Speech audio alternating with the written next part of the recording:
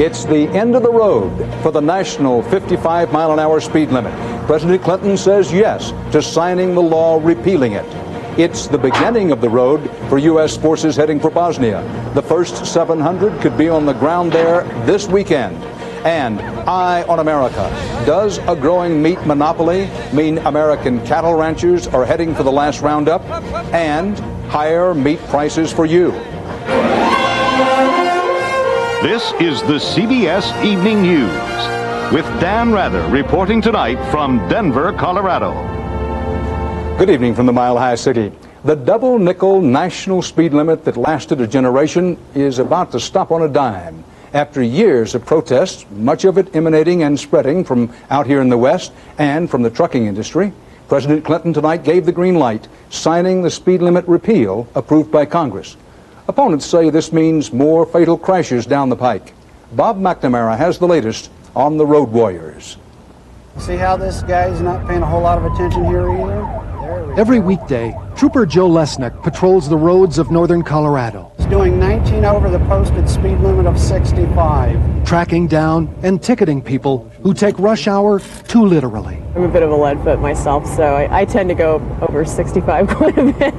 The leadfoot drivers here may soon have more leeway under a proposed new law that would raise the state speed limit to 75 on certain roads. We're not out there to kill people. That's not our objective. State Representative Ron May is leading the charge in Colorado. We're going to set them right in the way the highways were actually designed to begin with. Here in the West, with open spaces and long hauls on lonely roads, drivers for 2 decades have complained that the 55-mile-an-hour speed limit was too low.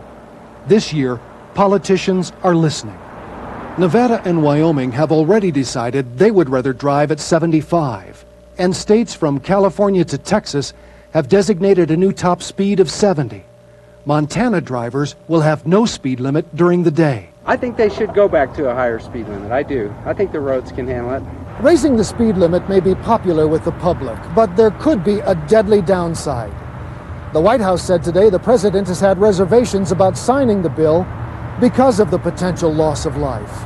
I think 55 is a pretty good speed limit for it. On the roads he patrols, this trooper says traffic has doubled in 20 years. I don't think it's a good idea, and it's strictly a safety issue. In the West, promising to raise the speed limit has long been the road to political success. Soon, politicians here may find out that sometimes giving the public what it wants can be a fatal mistake.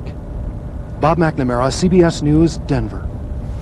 After listening to President Clinton's prime-time reasoning for sending U.S. troops to Bosnia, Congress and the public, and indeed the president himself, still have concerns tonight, but the president is moving full speed ahead with his plan, a plan he says is must-do and can-do. National Security Correspondent David Martin begins our report. The chairman of the Joint Chiefs briefed President Clinton today on a plan that could send an advance force of 700 American soldiers into Bosnia as early as this weekend. Whatever doubts Congress may have, a panel of foreign policy experts says it's too late to stop now. But risky, as I think the situation is for U.S. troops, the alternative, in my judgment, is a clear disaster. To turn our backs now would be a catastrophe for U.S. reliability.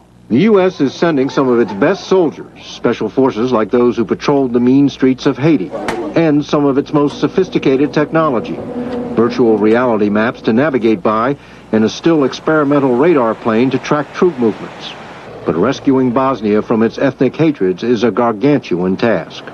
If our goal is to achieve the enduring viability of Bosnia, we will be there for the foreseeable future. U.S. troops only plan to be there for a year. That's the estimate for how long it will take to create stability in Bosnia.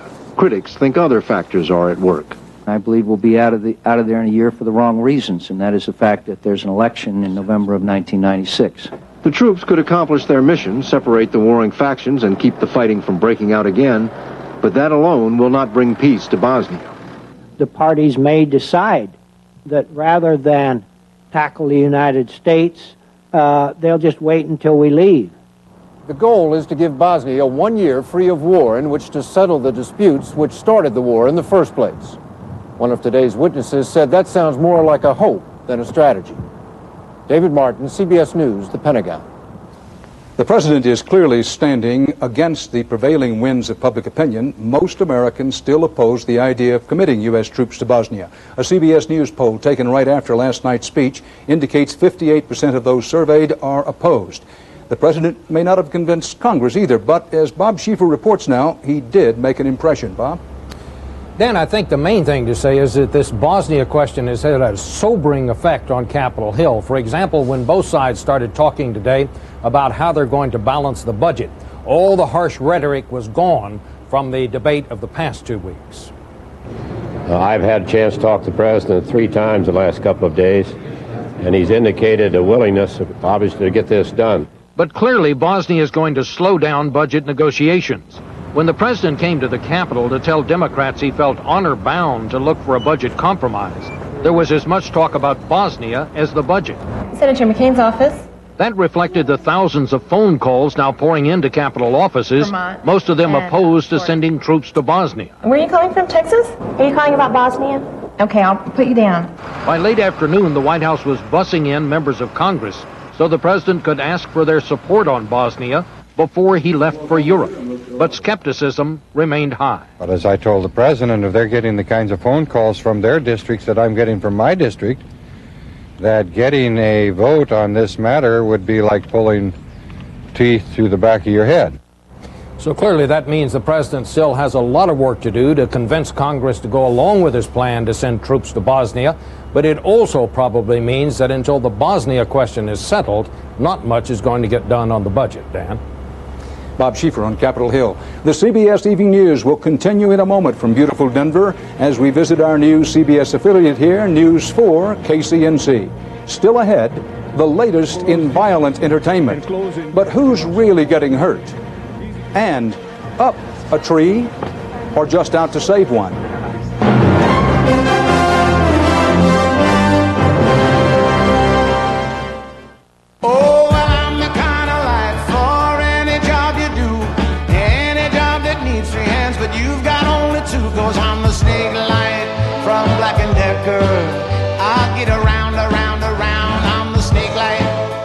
Patty, I got the wrong cheese. Real Italian meals don't begin. What were you thinking? Without the Parmesan cheese that's always 100% Parmesan.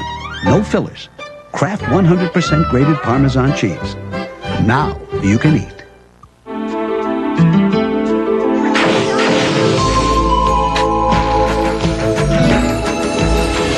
These have always brought me luck. White Diamonds, the intriguing fragrance from Elizabeth Taylor.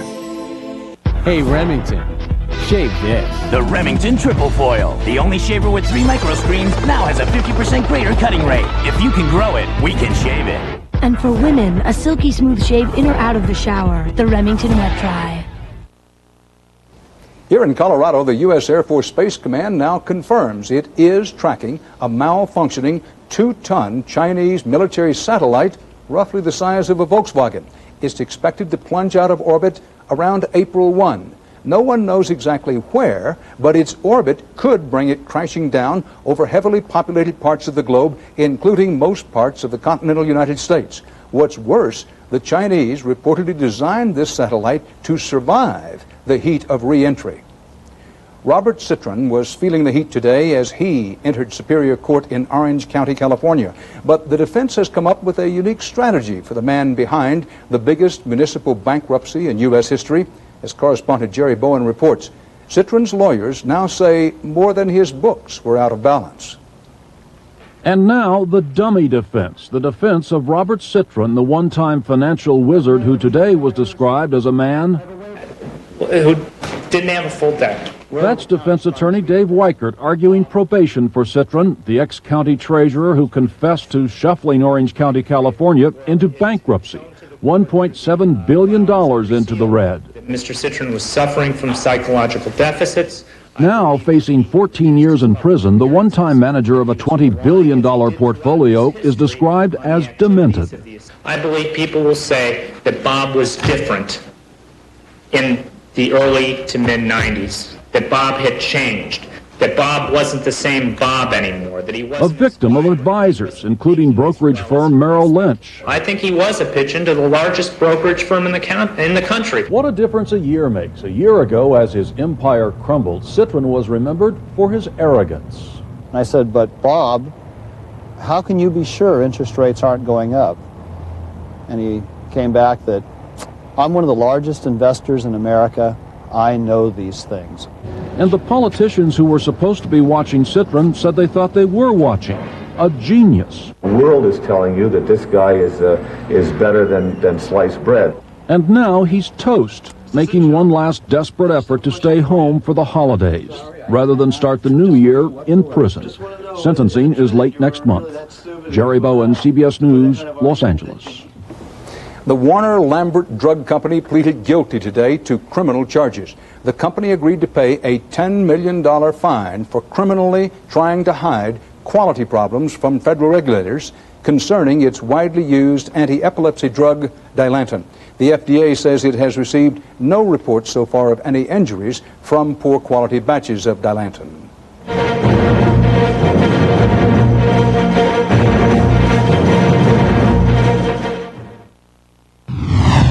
Something's been overlooked in the design of women's razors. The woman. But there's one razor that adjusts to your legs and underarms, even bikini line. Morelco's Silhouette, the first razor designed to shave a woman where a woman shaves. Come on, guys. Hi, Fran. How are you? Coffee and a jelly fill. Complete bran flakes. What's he stares like I can't make a change? What's with you? I look like this when I joined the force? Well, no. I eat junk all day. I come home, I say I'm going to work out. I never do. I gotta do something. Thousands of people have started turning their lives around with 4 little words. Kellogg's Complete Bran Flakes. Hey, Fran. Can I make a switch here? I feel like I'm married to you. Kellogg's Complete Bran Flakes. It's a start. You ready? Yes. Tell me what you smell. I have no idea. You're really stuffed. Yes. I have a nasal spray I want to give you. Now what do you smell? That's an orange. You got it. Curious about the product? Dristan. Dristan 12-hour nasal spray. Man, I can breathe. AARP and Centrum Silver salute John Whitaker. For helping others, John is honored with a Legacy Award by AARP and Centrum Silver. The Centrum specially formulated for your changing nutritional needs after 50. It's a great time to be silver. These vegetables are about to be perfectly steamed, like food has never been steamed before, in the Black & Decker Handy Steamer. Because deliciously steamed food requires perfect timing. He's 44, and only one thing may be able to save him, a high-tech heart device. But he has to go to Italy to get it. Does it seem a little crazy to you that an American patient has to go to Italy to get American technology? Absolutely foolish. That's right, American technology not available here at home. What's going on? Tomorrow on the CBS Evening News. Rockets were exploding across the last active war front in the Middle East today. The targets were Israeli towns along the Lebanese border. The pro-Iranian Hezbollah army launched more than 30 rockets from southern Lebanon, the heaviest barrage in 2 years. At least 6 Israelis were wounded. Israel hit back with airstrikes and artillery against what it said were guerrilla bases in Lebanon. Israeli officials said they may go further, raising the threat of a massive punitive strike. Here at home, a battle of another kind. It's the ultimate in violent entertainment. A savage man-to-man fight to the finish where just about anything goes. Some fans say they love it, but as Richard Threlkell reports, many critics are fighting to ban it. He's breaking his leg. This fight is over. He's breaking his ankle. It's called extreme fighting. 2 men in a ring battling bare-knuckled, no holds barred, till one of them gives up or can't continue. He quit. The only difference between this and a street brawl is there's no biting or eye gouging, and there's a referee who's apparently not much more than a bystander. It's everything. This is it. Throwing in the towel. This particular extreme fight was staged this month in Wilmington, North Carolina, with Super Bowl-style hoopla and a full house of spectators. It ain't like the movies and stuff. It's just real. More realistic. I mean, it's just bloodier. A lot of the spectators were children. If you're not going to come here, then you shouldn't worry about it. I mean, he's unconscious. This fight was banned in New York after pressure from Roy Goodman, a state senator, who's trying to ban it permanently, as many states already have. This is absolutely animalistic behavior. It reminds me of a human cockfighting in which the object is for one party to literally destroy the other.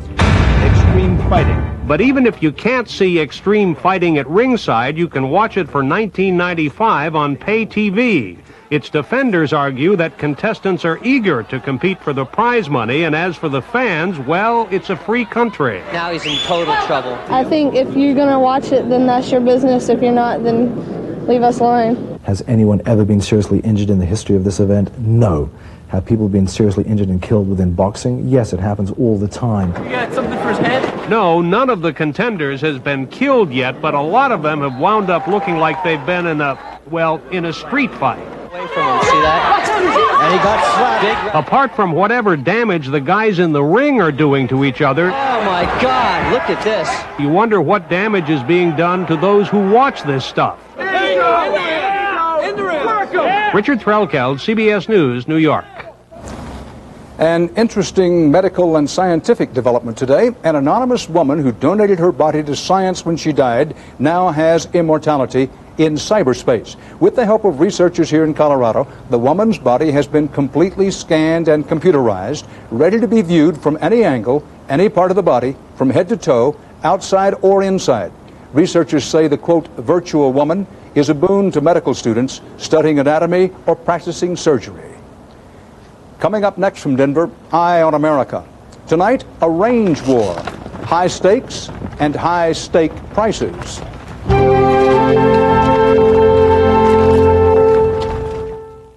It happens in the hospital. It happens at home. It's the onset of heartburn. It's an attack of acid indigestion. For these stomach flare-ups, the #1 choice of hospitals is Maalox. Hospitals know that nothing works faster to rush heartburn relief. Now you know it too.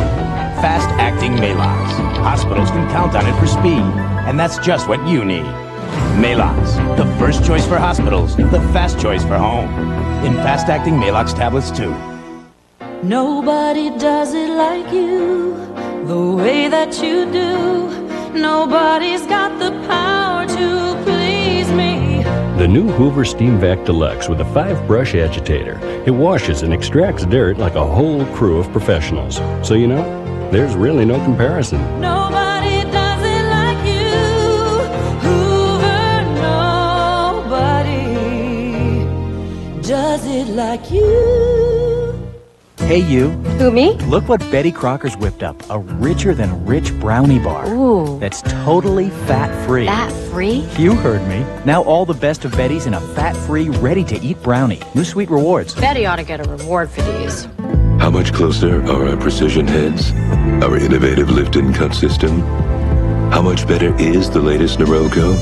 In a word, we've never brought you closer. The Norelco Razor, our closest shave ever. I'm glad you made it to the reunion.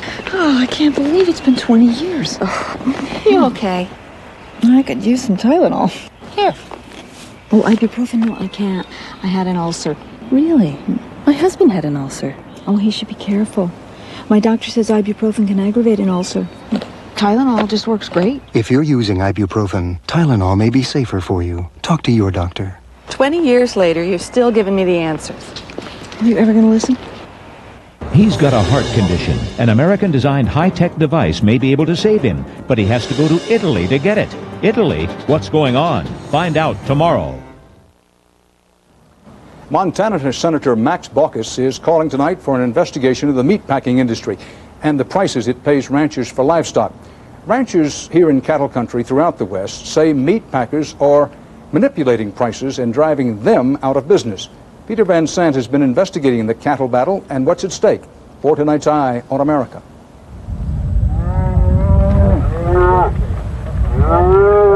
In the land of the big sky, where cowboys still drive cattle across the endless prairie, the people who put meat on America's tables, like rancher Lyle Quick, are financially starving. Is ranching a dying business, Lyle? It is.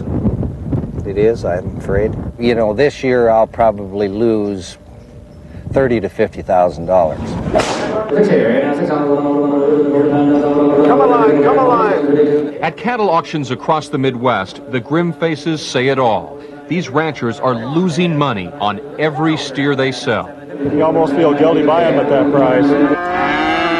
2 years ago, a 500-pound steer brought $500. Today, that steer is bringing just $300. How many of you face the prospect of going out of business if prices stay as low as they are over the next few years? Everybody. We're being ripped off, and so is the consumer. Cattlemen say the forces that are destroying their livelihood are having an effect far away from the Great Plains, right inside your pocketbook. Ranchers are getting 20 to 40% less for their beef, and yet meat prices at the grocery store haven't fallen. Why? Some economists say it's because of what they call America's newest monopoly. Doggone it, you're being robbed, and it's got to stop. Iowa State University economist John Helmuth tells ranchers their troubles are the direct result of a monopoly. In 1979, the top 3 meatpacking companies controlled about 1/3 of the market. Today, they control more than 80%. The laws are in place to keep this from happening. The Justice Department and the U.S. Department of Agriculture have not been enforcing the laws.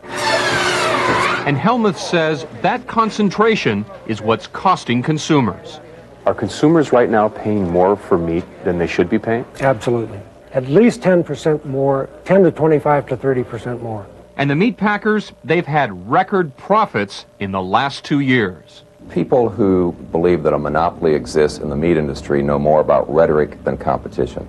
Patrick Boyle is a spokesman for the meat industry. And today we have the highest number of cattle that we've had in the last 20 years. It doesn't take a rocket scientist or even an economist to conclude that it's going to result in a drop in prices. And if that be true, then why don't they pass the savings on?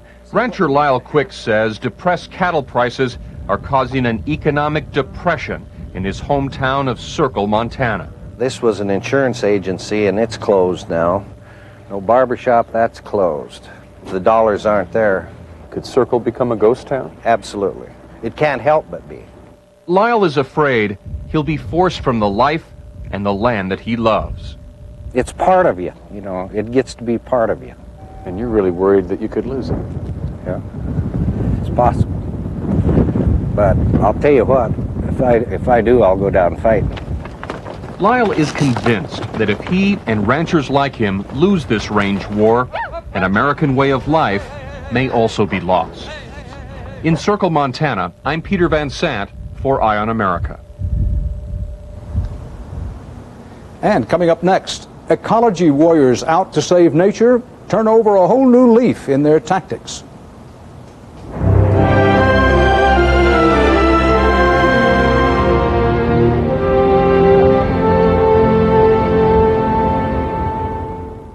Oh, well, I'm the kind of light for your holiday list. I'll help you in so many ways. I'd make the perfect gift, 'cause I'm the snake light from Black & Decker. I get around, I'm the snake light. It happens in the hospital. It happens at home. It's the onset of heartburn. It's an attack of acid indigestion. For these stomach flare-ups, the #1 choice of hospitals is Maalox. Hospitals know that nothing works faster to rush heartburn relief. Now you know it too. Fast-acting Maalox. Hospitals can count on it for speed, and that's just what you need. Maalox, the first choice for hospitals, the fast choice for home. In fast-acting Maalox tablets too. Discover the feeling of Fixodent Fresh. A stronger, longer hold, a more secure, fresh approach to wearing dentures. And the fresh sensation gives you the confidence to live life without limits. Try a fresh approach. Some days I get these really pounding headaches. I used to take Tylenol, but it didn't always get rid of all the pain. So I've been using Advil for a while now. I found that on my tough headaches, 2 Advil work better than 2 extra-strength Tylenol tablets. Better than Tylenol gel caps. And you know, nothing's been proven to last longer than Advil. For my tough headaches, Advil just works better. And now, introducing new Advil gel caplets. One more advance for Advil. advanced medicine for pain. Oh, this is great. Merry Christmas. It's perfect. Yes, there is a Santa, the Norelco Santa. Come to town with great gift ideas for the holidays, like the Maverick beard and mustache trimmer, for just the look he wants.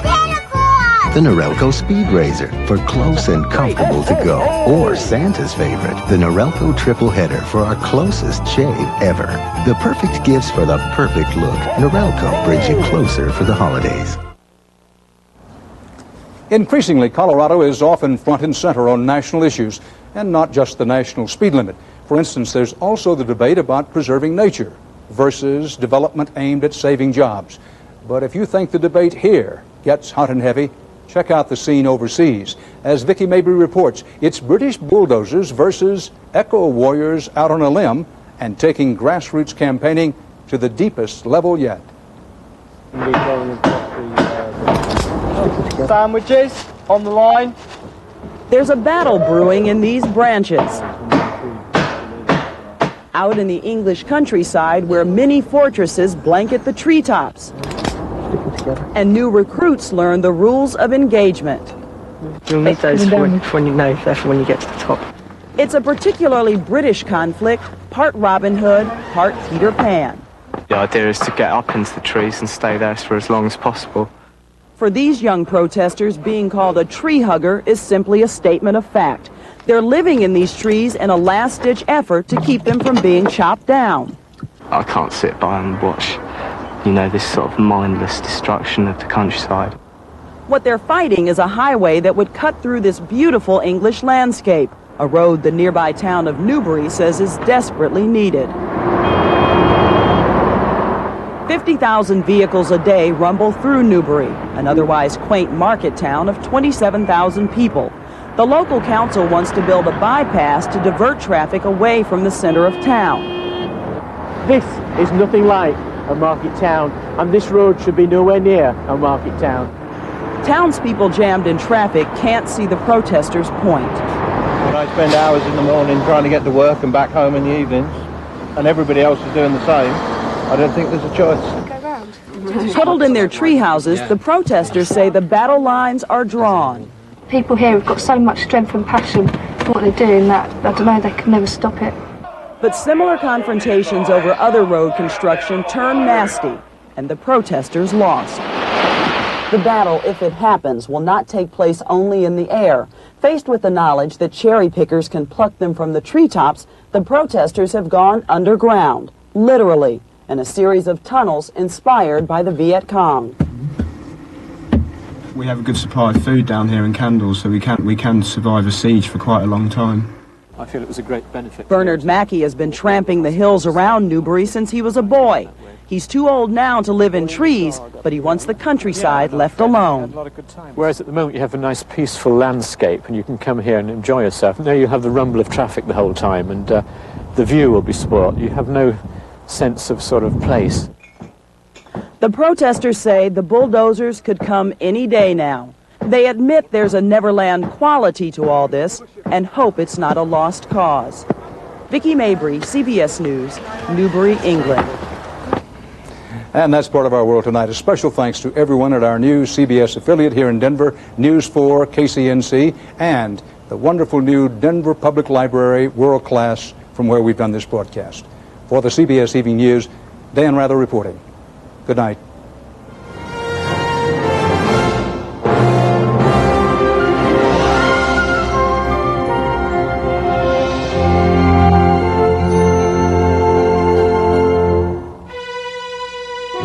CBS News. Have you seen your country today?